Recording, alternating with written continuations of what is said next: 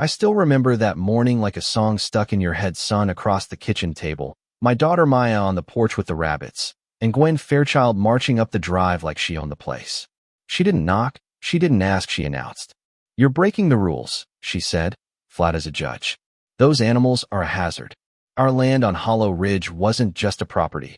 It was a ledger of birthdays and mistakes, a porch that heard more stories than the town hall. Gwen liked neat hedges and identical mailboxes. I liked the way the wind moved across the field.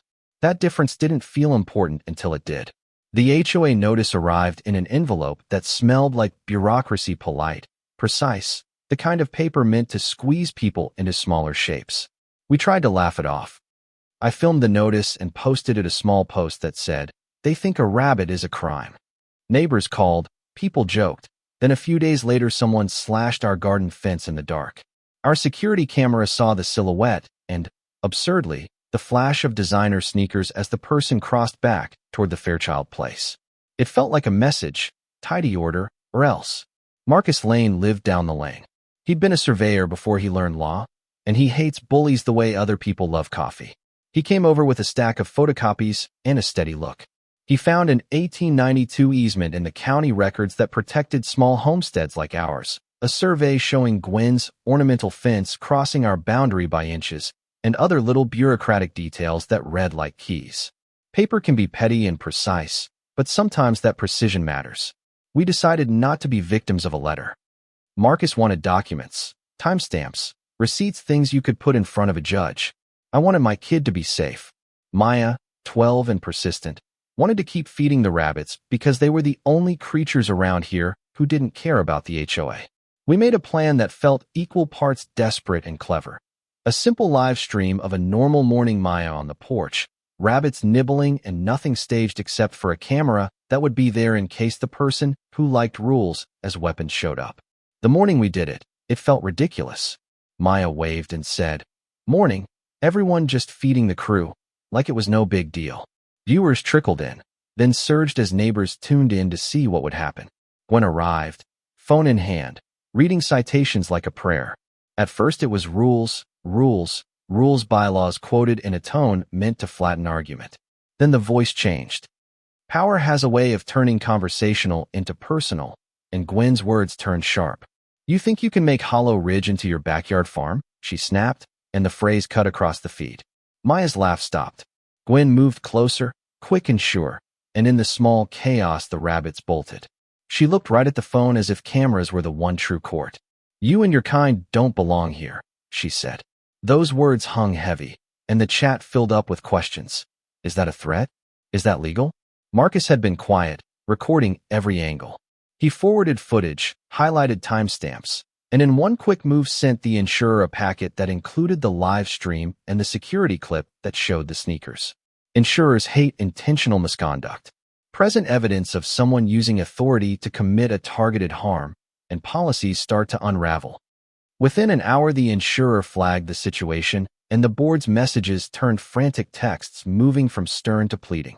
"You need to step back," one wrote. "This is getting expensive," another said.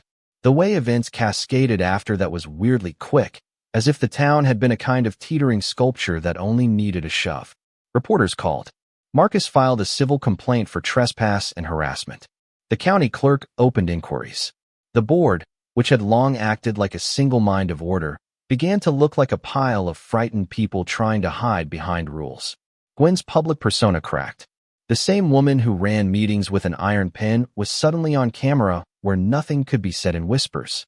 Months later, there was a courtroom that smelled like coffee and old paper, where lawyers traded the kind of technical motions you think are boring until they decide someone's life.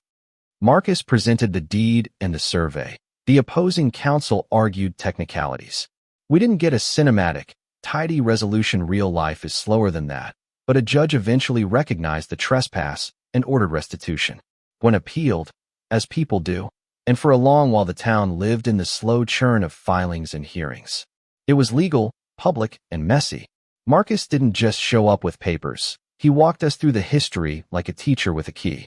He found the easement that favored long-term homesteads, pointed to the survey that showed a few inches of encroachment, and even tied the shoe print in the night footage to a brand Gwen favored in board photos. It wasn't theater, it was detail, and detail matters. When Marcus filed the complaint and we posted the footage, the fallout was real and fast. Insurers froze coverage, lenders checked exposures, and the HOA's risk profile changed in real time. For a short while there was satisfaction that felt sharp and necessary. Gwen had spent years making other people feel small, and seeing her actions called out in daylight felt like consequence. But it wasn't simple joy. Watching a neighbor's life fray on camera leaves a kind of ache. Some people urged reconciliation, others wanted the full force of law. The town fractured, some friendships healed, some didn't. Marcus, who never wanted fame and liked maps and quiet work, ended up buying Gwen's former house.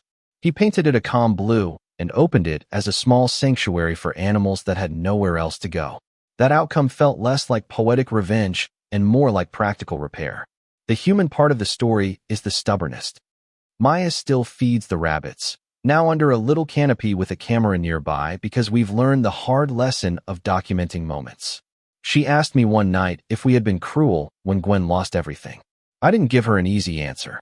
I said, sometimes standing up stops people from hurting others, and sometimes standing up causes pain. Both are true. So here's what I want from you. What do you think? Was Gwen enforcing rules that went too far, or was she protecting the neighborhood in a way that got twisted? Was Marcus right to use legal pressure and public exposure to force accountability, or did we escalate when a private conversation might have sufficed? Is airing things publicly the fastest path to justice, or does it create new harm? Share a story if you've lived through something similar, what worked and what didn't. I read every comment, and these conversations shape how communities breathe. If this resonated, leave a like and tell someone who lives where rules feel sharp.